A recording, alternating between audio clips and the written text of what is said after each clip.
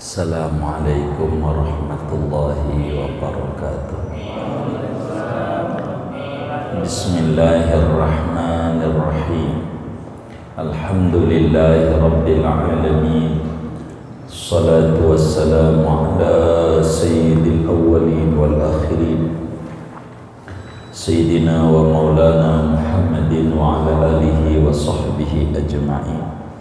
Amma ba'du, faqad qala al-imam wal-muallif rahimahullah wa nafa'ana bihi wa bi barakati ulumih wa ghafara lahu wa li masyaikhihi wa li masyaikhina amin. Wa yajibu 'alal mughtasili an yata'assara hatta tanfatiha halaqatu duburihi. Betul ya, halaman berapa ini? Halaman 37. Dan wajib atas orang yang mandi oleh bahwa mengeden ia sehingga terbuka oleh lingkaran duburnya, wa yaghsilaha, dan ia membasuhnya, alail hadasi, daripada hadas, menyiramnya daripada hadas, wa alal unsa, dan wajib atas perempuan, antaghsila ma yadhharu minha, oleh bahwa membasuh ia, menyiram ia akan sesuatu yang nampak dari minha, dari perempuan, inda qu'udiha, ketika duduknya perempuan, ala qadamaiha, atas dua telapak kakinya perempuan, aidan pula. Fa inna dzalika kullahu min zahiril jasad, maka sesungguhnya yang demikian itu seluruhnya yaitu daripada bagian luar badan. Falau taraka fil ghusli walau nisyanan lam yasihhal ghusl, maka andai meninggalkan oleh seseorang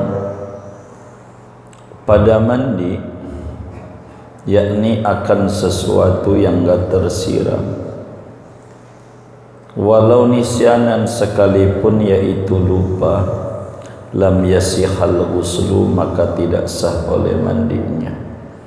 Wal afdalu an yaghsila hadainil mahallaini qabla jasadihi biniyatin takhussuhuma ghairan niyati ala baqiyatil jasad.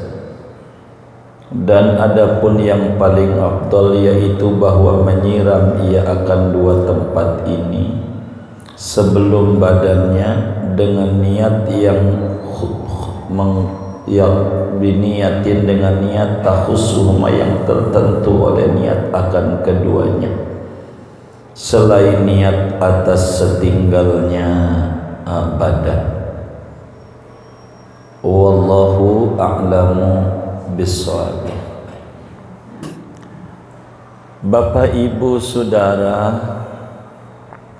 kajian kita malam hari ini mau menutup pembahasan fardu mandi, hal-hal yang paling pokok dan mendasar yang harus kita kerjakan saat kita mandi.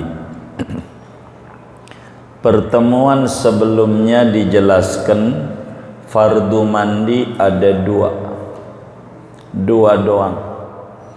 Yang pertama niat, dan yang kedua membasuh atau menyiram seluruh anggota tubuh yang kelihatan dengan air.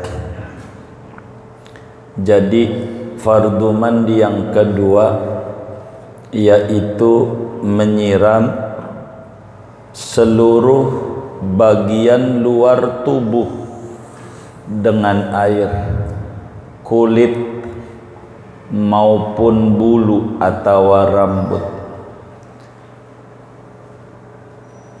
Ini yang paling pokok. Dan malam hari ini kita ngaji namanya tahqiqul mas'alah. Jadi materi yang lebih detil lagi berbicara mandi yang kudu diperhatikan betul sama kita, karena ini materi yang paling pokok dalam mandi. Jarang ulama membahas urusan mandi sedetil ini, berbicara hal yang mendasar di dalam urusan mandi. Saudara, sebelum saya terangkan, jadi ingat kalau mandi itu seluruh badan, rambut maupun kulit yang nampak, dalam mata tuh nggak nampak, itu kudu kena air. Dari mana ini dalilnya? Kudu kena air sekujur tubuh kita ini. Di dalam hadis yang sahih diriwayatkan oleh Imam Ahmad bin Hanbal di dalam musnadnya, Imamul Bukhari dan Muslim juga riwayatkan. Namun redaksi yang lebih lengkap berbicara ini Imam Ahmad bin Hanbal dari sahabat Nabi namanya Jubair bin Mut'im radhiyallahu ta'ala an. Kata beliau, tadzakarnal ghusla minal janabati inda Rasulillah. Kita para sahabat sedang berdiskusi, ngobrolin tentang mandi junub di sisinya, di sampingnya Nabi Muhammad sallallahu alaihi wasallam. Jadi kami lagi ngobrol bahas tentang mandi junub bersama Nabi. Nabi di situ ada. Lalu Nabi menerangkan mandi ini. Kata Nabi, amma ana fayakfini an asubba ala ra'si salasan summa ufidu ba'da dhalika ala sairi jasadi. Kata Nabi, kalau saya mandi itu cukup saya siram pala saya, yakni rambut juga mananya, 3 kali. Kemudian setelah itu saya siram seluruh badanku, ndak ada yang ketinggalan barang sedikit. Itu begitu. Nah, berbicara seluruh tubuh ini ada yang nyangkut 2. Satu laki-laki, satu lagi perempuan. Dan ini harus diingat-ingat. Oleh karena mandi hubungannya banyak. Salah satu yang pokok sholat. Bila mandi junub kita nggak rapi, pastikan sholat kita nunggang-nungging doang, tak punya arti, sama dengan belum sholat. Sama dengan belum sholat, tidak dinilai sholat. Yang pertama, 2 hal yang penting. Ini ndak boleh enggak, kudu benar-benar diperhatikan 2 hal ini. Yang pertama, kalau kita mandi, wajib hukumnya ngeden. Tahu ngeden nggak ya? Apa itu ngeden itu bisnisnya Ustaz Ali? Oh, ngeden juga. Ngeden juga. Baik dah. Biar gampang, wasir. Bol gitu bahasa kasarnya. Bol. Bahasa kasarnya. Bol kan? Begitu. Bol namanya. Makanya ada orang Jawa nikah sama orang Betawi, mertuanya lebaran bawa kue, ditanya oleh mertuanya, bawa kue apa kamu ini? Merasa kurang sopan, bahasanya santun, bawa bol aneh. Mau ngomong bol lu nggak sopan sama mertua, ngomong lu. Jadinya dia bilang bawa bol aneh, begitu. Padahal ya kue bolu ya. Ya lu nih bukan lu itu, begitu. Ini bol. Bol ini, saudara, kalau kita kelihatan nggak ya? Keluar nggak ya? Keluar nggak kira-kira? Hah? Keluar ya? Iya. Kalau nggak iya nggak keluar. Karena keluar berarti masuknya bagian luar, bagian dalam. Keluar, karena kelihatan. Maka kalau kita mandi junub wajib ngeden agar supaya lingkaran dubur nganga terbuka. Apa namanya? Melar. Supaya melar. Baik. Apa itu melar lagi ya? Ditanya lagi. Wis pokoknya kebuka aja ya kan? Kebuka.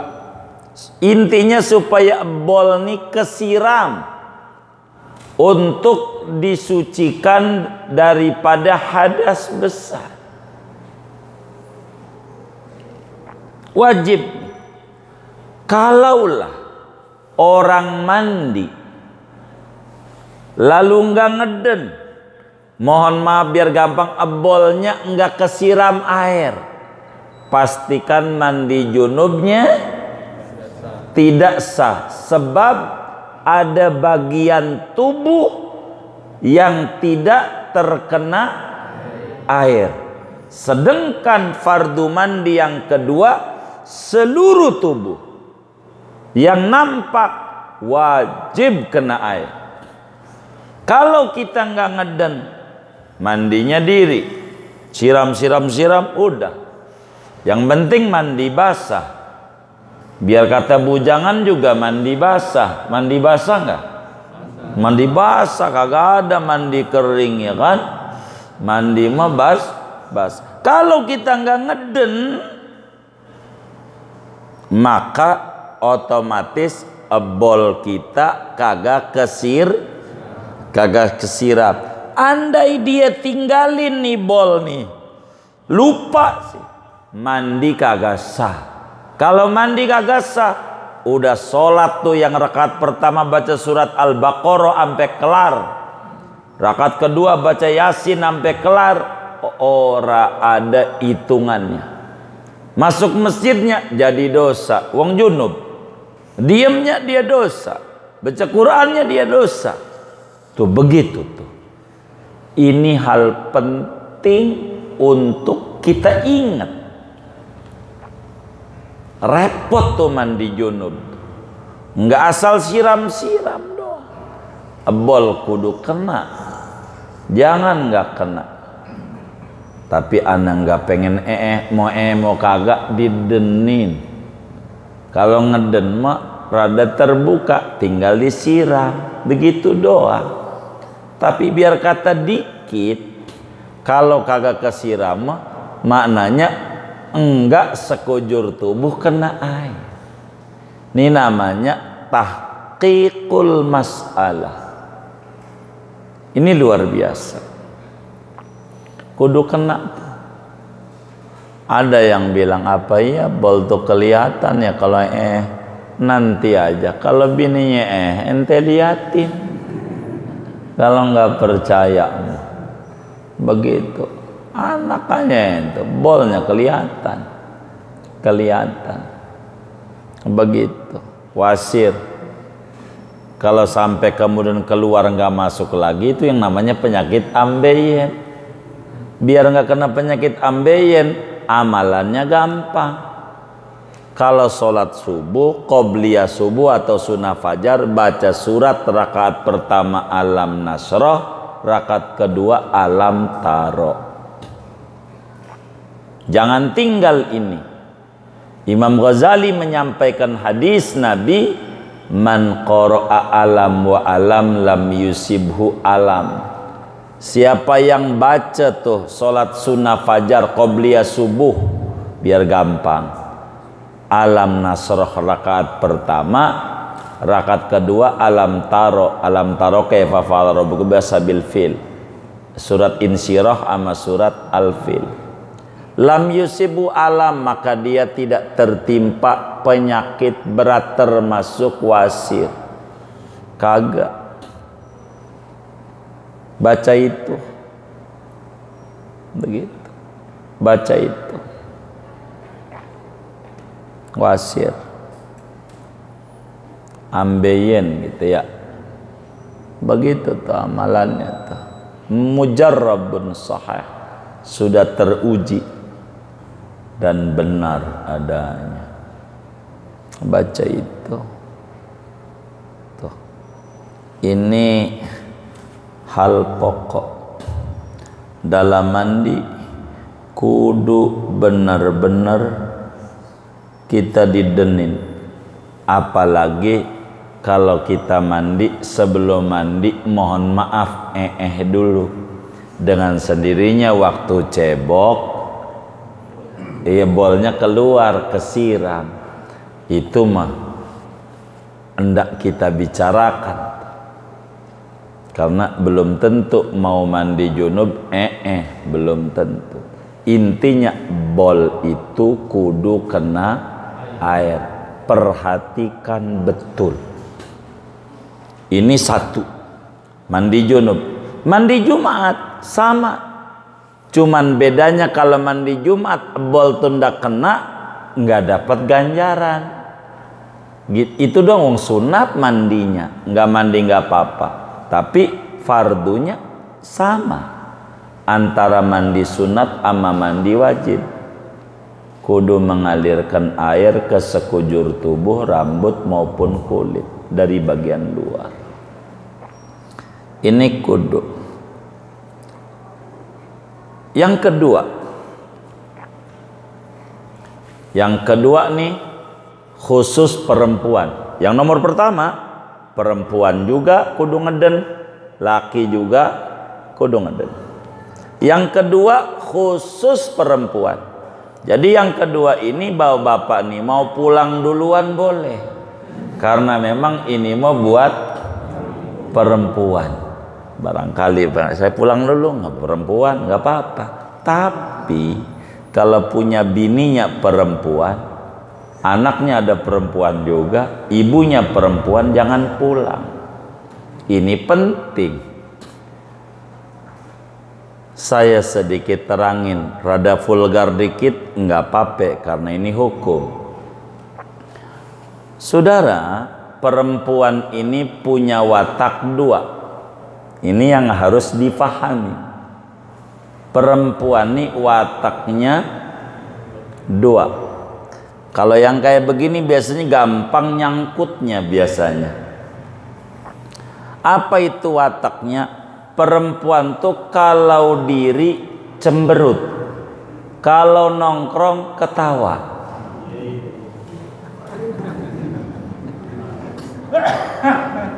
Tuh sampai batuk tuh orang tua kita. Paham juga.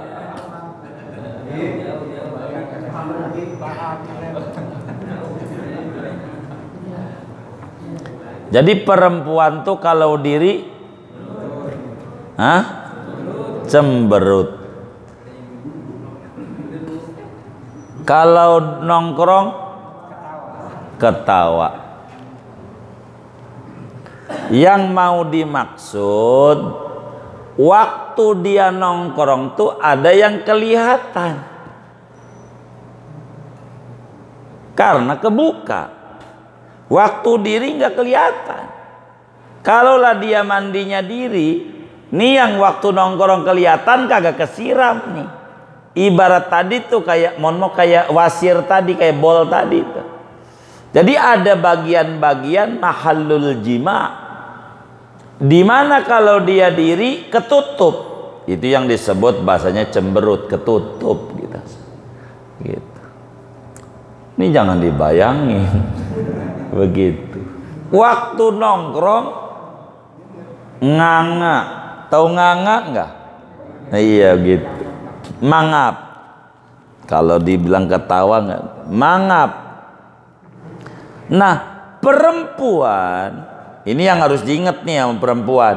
Wajib dia siram yang mana kelihatan waktu dia nongkrong. Yang ketika dia diri ketutup. Artinya vagina depannya tuh siram, jangan kagak disiram. Tuh perempuan. Kalau ononya tuh enggak kesiram, wassalam, dia sholat zuhur kagak sah, masih junub. Begitu. Dia baca Quran dia masih dosa, sebab masih junub. Begitu, masih junub.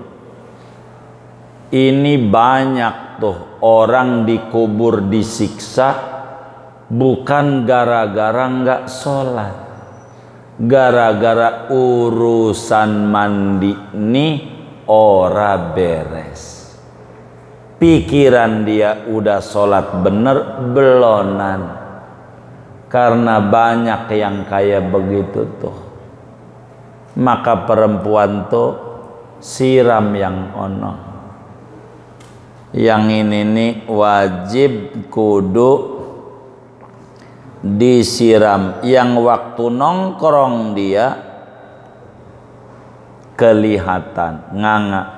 Kenapa wajib? Karena masuk kategori bagian luar tubuh, sebab kelihatan. Begitu juga bol tadi. Kenapa wajib disiram? Sebab fardu mandi yang kedua, seluruh tubuh yang nampak termasuk bol tadi itu wajib kena air. Kenapa ini bagian perempuan nih?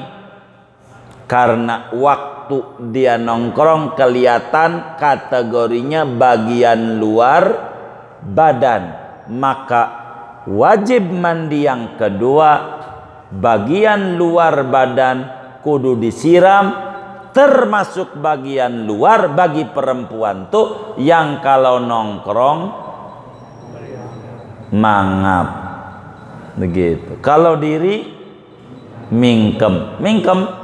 Oh ya udah baik dah, saya ikut bahasanya apa ke dah, begitu terserah. Mingkem mangap, stop kontak, begitu.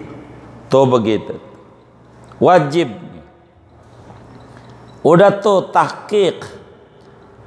Namun kata Sayyidi Syekh Nawawi, berbicara bagian ini namanya tadqiq. Apa tuh? Lebih detail lagi hukum Islam yang harus difahami betul. Namanya tadqiq. Apa itu? Jadi hukum ini biar kita lebih dalam lagi, sehingga biar kita rapih. Yang terbaik ketika mandi niatnya dua. Tuh gitu. Ketika mandi ingetin nih, mau mandi junub, mau mandi men, mau mandi melahirkan, mau mandi keluar mani mimpi basah, mau mandi Jumat, mandi apa aja nih, ingetin nih, niatnya double, niatnya dua niatnya. Ini luar biasa. Sampai kemari-mari nih ngaji kita, apa itu niatnya dua? Yang pertama, niatkan yang rumit ini tersendiri sebelum niat mandi yang umum. Niatkan nyiramin, mohon maaf, bol dah bahasa kasarnya. Niat tersendiri, nanti saya ajari niatnya nih. Di luar niat yang biasa, niat waktu nyiram pala tuh. Begitu juga perempuan, niatkan waktu basuh vagina nih dengan niat tersendiri di luar niat yang biasa saat nyiram pala. Bagaimana cara niatnya, saudara? Agar supaya kita benar niat kita nih, maka kita harus niat begini niatnya. Waktu di bol nih, waktu di vagina nih, nawaitul ghusla li raf'il hadasil akbari an mahallil istinja fardhon lillahi ta'ala. Tuh begitu. Saya kalau mandi mesti begitu. Jadi nawaitul ghusla li raf'il hadasil akbari an mahallil istinja fardhon lillahi ta'ala. Udah bahasa Arab puyeng ngapalnya. Apalagi zaman kayak begini, ngapal-ngapal yang kayak begitu mumet. Mikirin cupang aja puyeng nih gara-gara ini. Bener enggak? Begitu. Masih cupang masih ini nih rame. Masih, alhamdulillah. Lumayan. Bagus dah. Moga tambah banyak pembelinya. Jadi waktu kita nyiram bol, kita begini nih, perempuan jadi 3 tuh niatnya ya kan, 2 langsung tuh niat. Jadi waktu nyiram bol tuh, aku niat di hatinya, aku niat mandi karena mengangkat hadas besar dari tempat istinja. Fardu karena Allah Ta'ala. Sambil disiram tuh bolnya. Begitu kita laki nih, sambil siram tuh bolnya. Aku niat mandi karena mengangkat hadas besar daripada tempat istinja.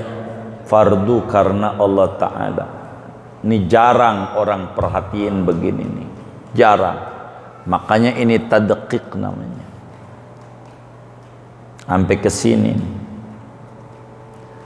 Begitu juga bagian depan tuh perempuan yang tadi nongkrong tuh. Kalau diri mingkem nongkrong mangap, aku niat mandi karena mengangkat hadas besar dari tempat istinja. Fardu karena Allah Ta'ala. Siram tuh. Udah siram ini, udah niat. Nanti waktu nyiram pala biasa tuh. Nawaitul ghusl li raf'il hadis akbari tuh. Begitu, niat lagi. Begitu. Kayak begitu. Kalau kayak begini nanti bakal ketemu semua ajaran Nabi dalam cara mandinya. Begitu.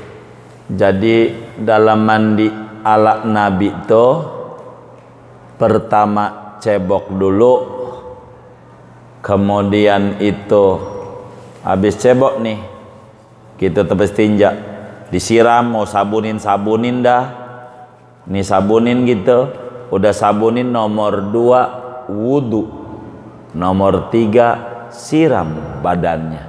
Begitulah biar gampang prakteknya. Meski nyiram nih ada aturannya, pala bagian depan badan, habis depan siram bagian belakang kanan, depan kanan, belakang kanan, depan kiri, belakang kiri.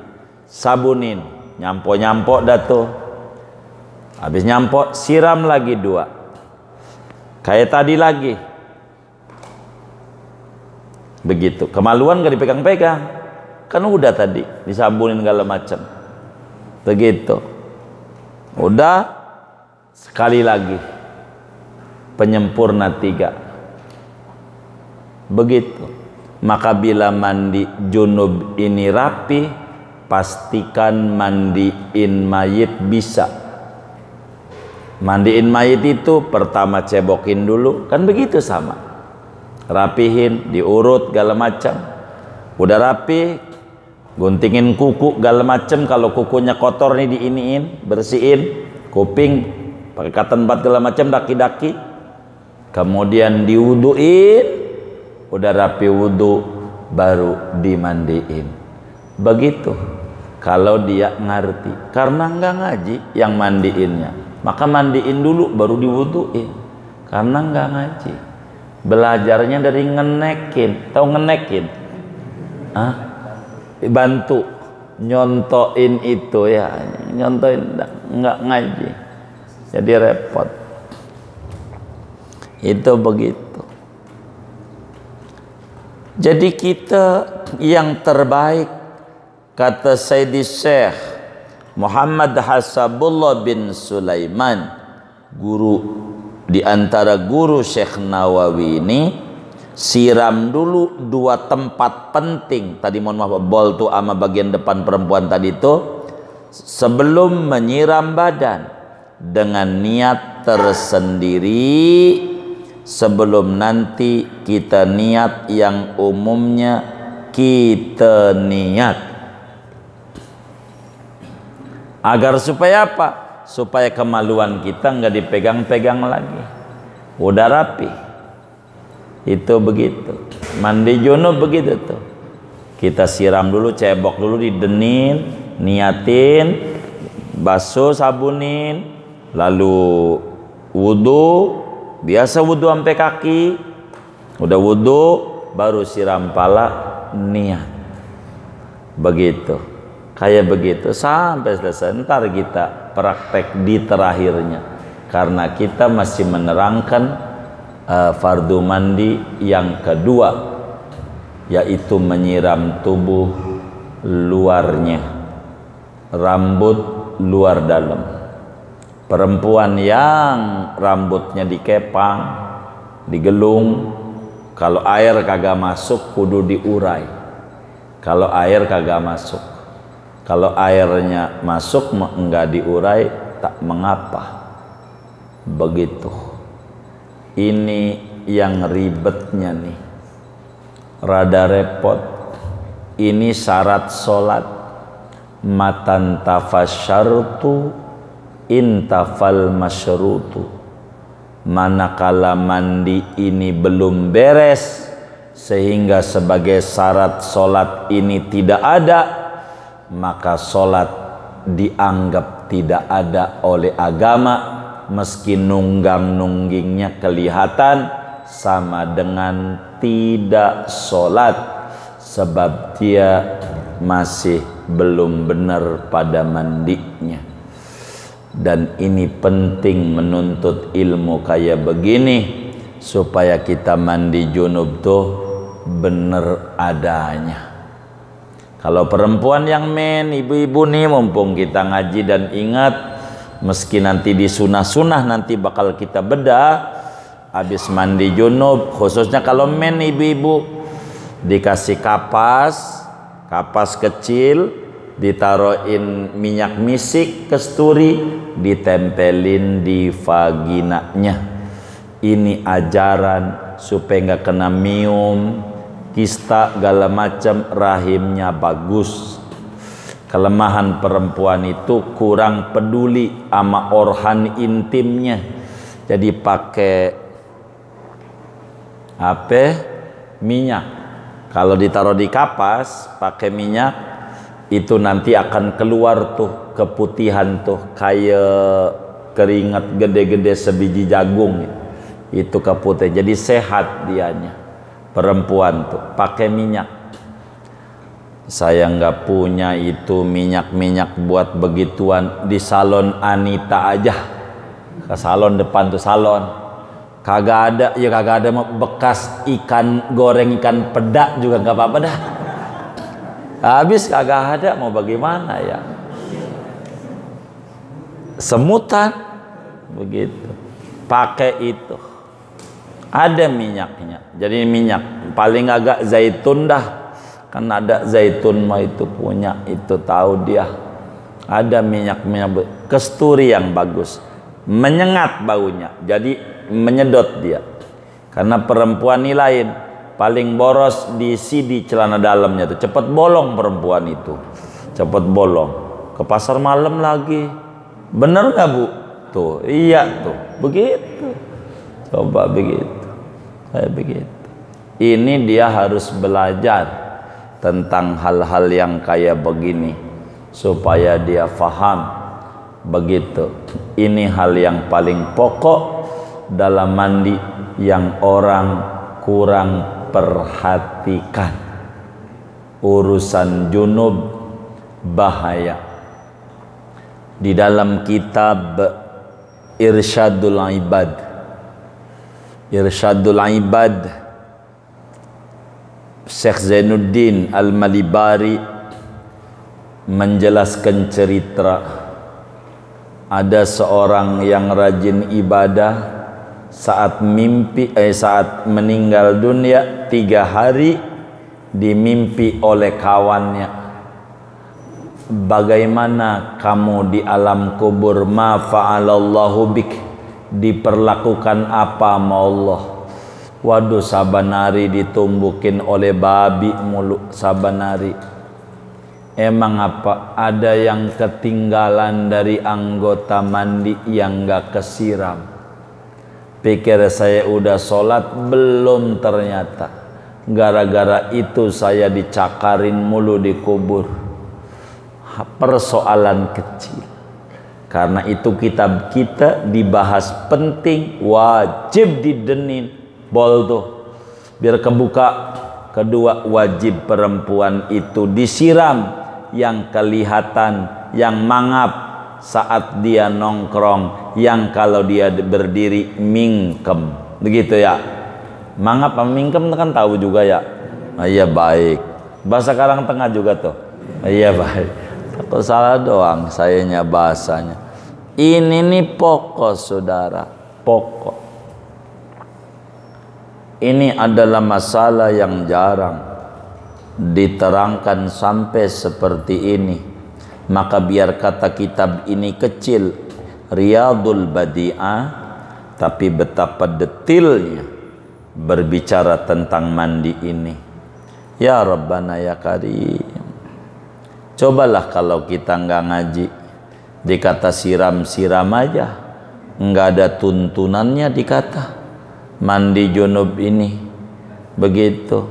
Ya Rabbana, maka bila kemudian ada anak tuh bengal, jangan salahin anak dulu. Jangan-jangan kita banyak salah sama Allah. Dan ini adalah bagian terpenting di dalam kita kehidupan sebagai muslim, di dalam beribadah kepada Allah. Kalau disebut, makanya berbicara solat, Al-Quran menyebutnya aqimis sholah, aqimu yuqimuna sholah. Intinya iqamatus sholah, bukan fi'lus sholah, ngerjain, tapi mendirikan. Apa mendirikan? Ngerjain sempurna rukun dan syaratnya sesuai aturan. Begitu. Apa? Sampai di mandinya kudu bener-bener mandi detil. Ini harus dipelajari untuk menuju mendirikan sholat. Ini hal yang paling penting dalam kajian kita. Nanti kita akan lanjutkan berbicara sunnah mandi. Jumlahnya banyak, dibagi 3. Ada sunnah sebelum mandi, ada sunnah ketika mandi, dan ada sunnah sesudah mandi. Nampak biar tidak numpuk, saya mau tutup segini aja. Waktu yang ada buat tanya jawab saja. Ada yang ditanya mungkin dari materi ini atau di luarnya, sebelum doa dipersilakan. Wallahu a'lam bishawab. Baik Ustaz.